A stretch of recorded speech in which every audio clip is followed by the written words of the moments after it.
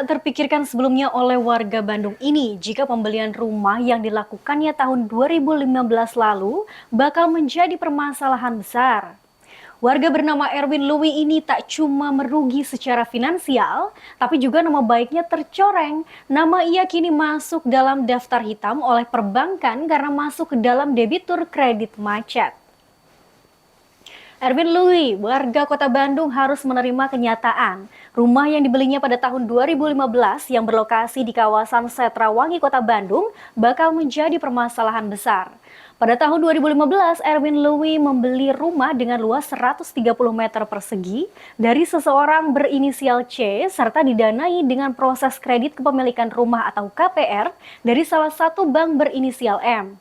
Beni Bulur, selaku kuasa hukum mengatakan permasalahan yang dialami kliennya tersebut baru diketahui saat akan mengalihkan KPR yang selalu ditolak oleh bank lain. Ternyata lahan yang di atasnya berdiri bangunan itu merupakan garis sempadan bangunan atau GSB. Dari 130 meter persegi lahan rumah yang hanya boleh dibangun 20 meter persegi, menurutnya diduga kuat Bank M ini telah melanggar ketentuan SOP yang berlaku saat sebelum transaksi atau proses KPR. Diduga bank tersebut memberikan keterangan tidak benar atau diduga memanipulasi data administrasi rumah yang akan dijaminkan. Selain itu, fakta lain yang diketahui yaitu Bank M pada akhirnya mengakui tidak menjalankan SOP yang benar saat melakukan apresial fisik bangunan rumah tersebut ke Dinas Tata Ruang Kota. Bahkan, Bank M tersebut mempunyai 2 denah bangunan yang atas rumah yang dijaminkan tersebut berbeda. Sementara itu, Erwin Louis berharap permasalahan tersebut segera bebas. Ia berharap perjanjian kredit yang sebelumnya dibuat juga di-stop dan dianggap tidak ada. Erwin Louis telah melaporkan dugaan tindak pidana perbankan atau penipuan serta perlindungan konsumen yang dilakukan oleh Bank M. Laporan tersebut kini sudah naik ke tahap penyidikan.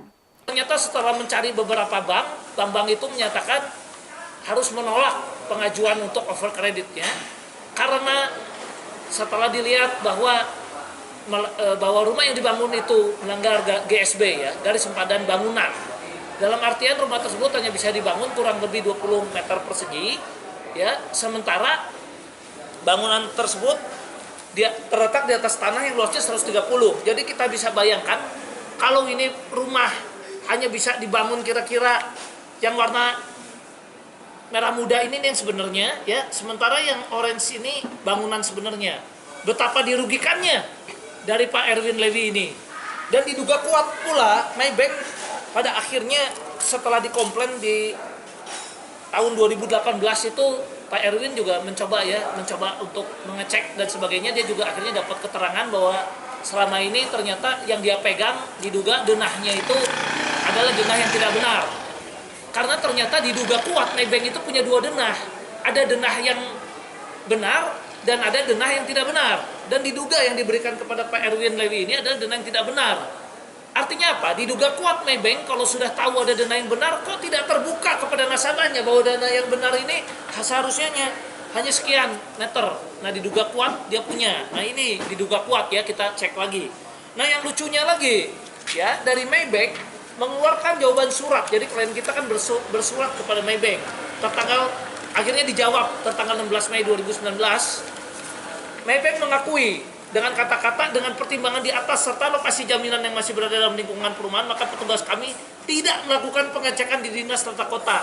Nah kalau tidak mengajukan pengecekan di Dinas Tata Kota, lalu ini yang dikeluarkan oleh Maybank sendiri ya, petugas appraisalnya waktu itu yang mengajukan cek tata kota ya, terletak di Setrawangi Raya nih, hasil penilaian tanah dan bangunan yang waktu itu lakunya ada petugas appraisal Anas Subarnas dan Soritua appraisal atau appraisal manajernya Soritua Marpaung ya.